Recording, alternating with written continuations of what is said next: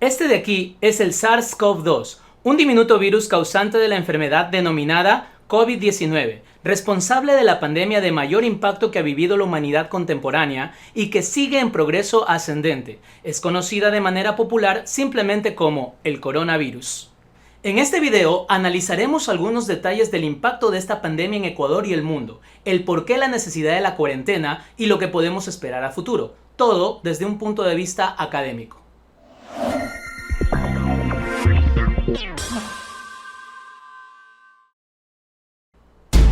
La situación.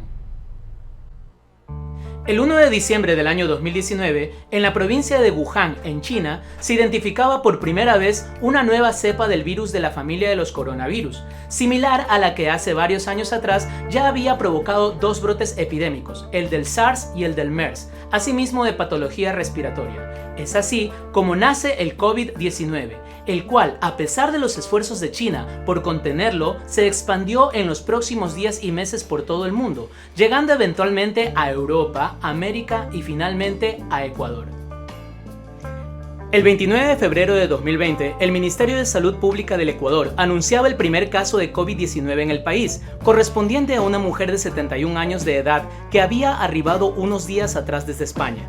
A partir de ese momento, empezó un cerco epidemiológico que intentó frenar el avance del virus. Sin embargo, en pocos días, el virus empezó su carrera ascendente de contagios.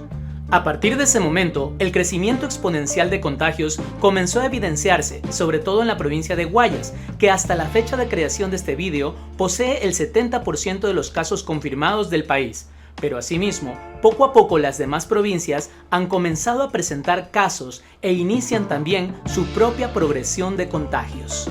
Por otro lado, alrededor de todo el mundo, sin que nuestro país sea la excepción, se han tomado medidas de todo tipo que son cada vez más rígidas, poniendo al planeta entero en una situación sin precedentes en nuestra historia contemporánea. El mundo entero se ha puesto en cuarentena. Pero a pesar de que en nuestro país la cuarentena e incluso toques de queda han sido implementados desde el 17 de marzo, el número de casos confirmados ha sufrido un aumento desmesurado y se sabe que no se detendrán pronto. ¿Por qué sucede esto? ¿Es que acaso no está sirviendo el quedarse en casa? Lo peligroso del SARS-CoV-2. El problema con esta nueva cepa de coronavirus radica en dos factores esenciales, la capacidad de contagio y el periodo de incubación del mismo, siendo este último el que realmente complica todo. El contagio del COVID-19 ocurre cuando una persona infectada tose o habla y el virus sale despedido en microgotitas que flotan en el aire o se adhieren a manos y superficies. Otra persona toca o se expone a la zona contaminada y transporta ese virus. En el momento en el que el virus entra en contacto con mucosas, como en la boca, nariz u ojos, es que penetra en el organismo y produce la enfermedad. Es por eso que se dice que la transmisión es de persona a persona. De acuerdo a un estudio publicado recientemente por el Instituto Nacional de la Salud de Estados Unidos en la revista New England Journal of Medicine, este virus puede permanecer activo 4 horas en una superficie de cobre, 24 horas sobre cartón, hasta 72 horas o lo que es lo mismo 3 días sobre acero inoxidable. Igualmente pasa sobre superficies de plástico. Aunque resulta más preocupante el dato que asegura que puede sobrevivir hasta 3 horas en aerosoles, es decir, suspendido en el aire en microgotas después de una tos o un estornudo.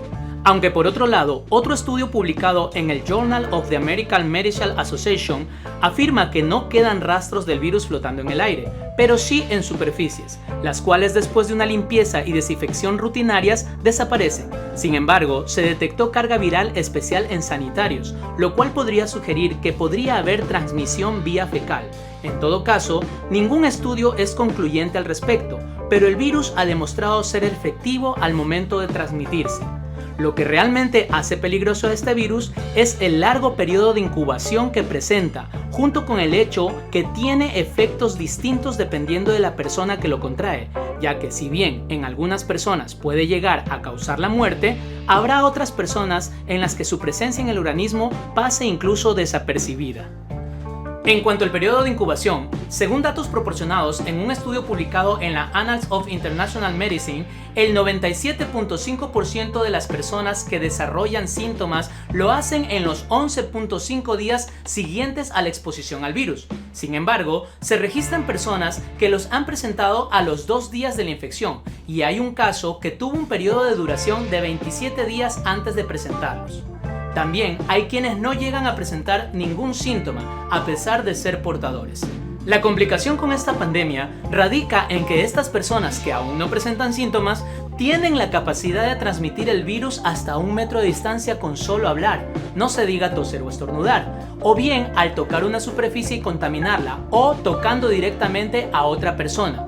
Por ejemplo, está el caso de la paciente número 31 en Corea del Sur, a la cual, después de hacerle un rastreo, se llegó a la conclusión de que ella sola pudo haber contagiado a más de 1000 personas durante el tiempo que estuvo asintomática.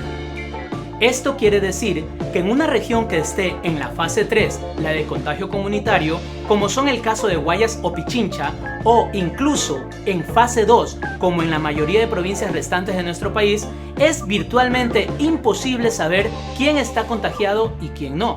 La persona que está junto a nosotros o nosotros mismos pudimos haber estado expuesto hace más de una semana atrás y estar contagiando todo este tiempo a las personas con las que hemos tenido contacto. Aplanar la curva. Hay que dejar algo muy en claro. Según varios expertos, el SARS-CoV-2 llegó para quedarse. El epidemiólogo y profesor de la Universidad de Harvard, Mark Lipsitch, ha estimado que posiblemente las 3/4 partes de la población mundial llegue a contraer el virus.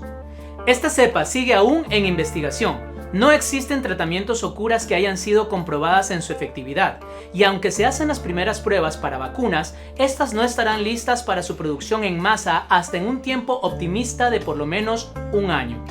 Entonces, ¿qué sentido tiene hacer la cuarentena y quedarse en casa? Como ya se dijo, no se puede parar de golpe al virus.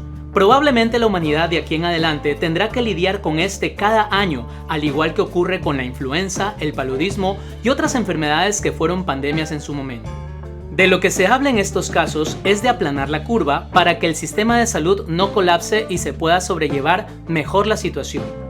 Cada virus suele ser catalogado con algo conocido como R0 o número básico de reproducción. Este determina la cantidad de personas que un infectado puede contagiar en promedio. El problema es que esta es una progresión de carácter exponencial y se dispara a ritmos acelerados muy rápidamente. En esta tabla vemos, por ejemplo, cómo sería el comportamiento de una pandemia con R0 igual a 2 que no se controle. Vemos entonces que si en el día 1 hay 2 infectados, para el día 5 el número sería de 16, lo cual no asombra ni asusta. Para el día 10 la cifra sería de 512 contagios. Ya hacia el día 20 tendríamos la asombrosa cantidad de 524.288 infectados. Y al día 25 habríamos alcanzado prácticamente la totalidad de la población ecuatoriana. En el caso del COVID-19, esta tiene un factor de contagio superior al de la gripe común, y dada su reciente aparición, no se cuenta con inmunidad colectiva ni con vacunas para esta. Así podemos ver que la gripe estacional o común posee un R0 de 1.3, la del ébola es de 2 como en el ejemplo anterior. El Zika tiene un R0 de entre 3 a 6.6. Al ser esta una enfermedad relativamente nueva, se está determinando todavía la cifra exacta. En el caso del COVID-19, se estima que su R0 está entre 2 y 3.11. Por ejemplo, en España e Italia se ha calculado un R0 de 2.68. En Ecuador, el comportamiento del factor de contagio ha sido variable y aún es demasiado pronto para estimar la curva. Vemos, por ejemplo, que en determinado momento se llegaron a triplicar en 2 días el número de casos. Sin embargo, en días posteriores ha tendido a estabilizarse este factor, pero aún son pocos los datos que se poseen y el proceso pandémico apenas está empezando. Aún así, puede verse que los valores más recientes se encuentran por debajo del R0 estimado para el COVID-19, lo que puede deberse a la aplicación del régimen de cuarentena. A pesar de eso, Ecuador es el segundo país con más casos de Latinoamérica y el más grave en cuanto a índice de contagios en relación con la cantidad de población que posee. Si no podemos parar al virus, entonces hay que aplanar la curva de contagios, lo que significa que hay que ralentizar la velocidad de la infección, ya que el sistema de salud de cualquier país tiene limitaciones en cuanto al volumen de pacientes que se puede atender, llevando al colapso de todo el sistema y con ello a situaciones de sanidad caóticas. Es por eso que se necesita un periodo de cuarentena responsable, no para parar el virus, sino para desacelerar los contagios y evitar un colapso. En este gráfico se puede ver la diferencia entre no acatar las medidas y sí acatarlas con responsabilidad, siendo las líneas punteadas la capacidad de respuesta del sistema de salud. Aún así, el riesgo de nuevos repuntes va a continuar, pero con menor impacto que en la primera oleada. Es por eso de la insistencia en cuanto a las medidas. El aislamiento social y los cuidados en el lavado de manos y desinfección de superficies minimizan la posibilidad de contagio y hacen que el escenario sea más favorable para lograr paliar los efectos del virus. Superar la pandemia. La pandemia podrá superarse cuando un porcentaje considerable de la población haya desarrollado inmunidad. Esto se puede conseguir de dos formas: que se cree una vacuna y se empiecen campañas de inmunización en todos los países, o cuando se haya conseguido, por efectos de las infecciones superadas, lo que se le llama inmunidad de rebaño o inmunidad colectiva, lo que suceda primero. Aunque sabemos que la primera opción está aún muy lejos de conseguirse, y a la segunda la queremos aplazar aplanando lo más que se pueda la curva y mitigando los repuntes. La inmunidad de rebaño, también conocida como inmunidad colectiva o de grupo, se da cuando un número suficiente de individuos están protegidos frente a una determinada infección y actúan como barreras, impidiendo que el agente alcance a los que no están protegidos. En esta imagen podemos observar cómo funciona este concepto. La persona infectada del centro ha contagiado a una persona no inmune. Sin embargo, las que están inmunizadas, sea porque recibieron una vacuna o porque superaron la enfermedad recibiendo atención médica a tiempo, sirven de barrera para las que no están inmunizadas y los contagios se frenan. Los expertos consideran que, dado el nivel de contagios que tiene el COVID-19, se necesita que al menos el 70% de la población haya desarrollado defensas para lograr la inmunidad colectiva.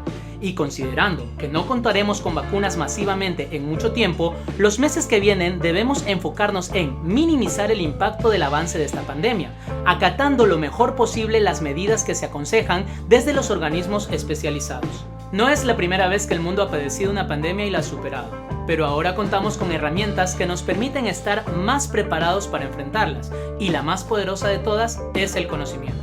Hay que informarse, ser críticos, evitar caer en la epidemia de las noticias falsas y alarmistas, y aprender a manejar fuentes confiables, porque el manejo adecuado del conocimiento es nuestra mejor arma para superar esta tribulación. Espero que este video haya aportado con información útil y haya servido para expandir un poco más nuestro conocimiento. Hasta la próxima.